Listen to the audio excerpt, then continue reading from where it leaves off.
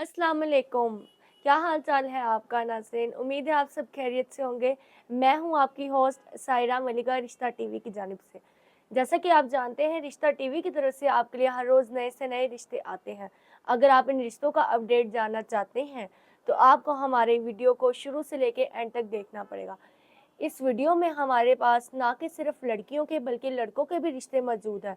अगर आप अपने बच्चों का रिश्ता करना चाहते हैं या अपने बेटी का या बेटे का, इसके अलावा अगर आप अपने भाई या बहन का किसी का भी रिश्ता करना चाहते हैं, तो आपको हमारी वीडियो को एंड तक देखना है। इसके साथ-साथ हमारे टिकटॉक पेज को लाइक, फॉलो और हमारे यूट्यूब चैनल को लाइक, फॉलो, सब्सक्राइब करना पड़ेगा।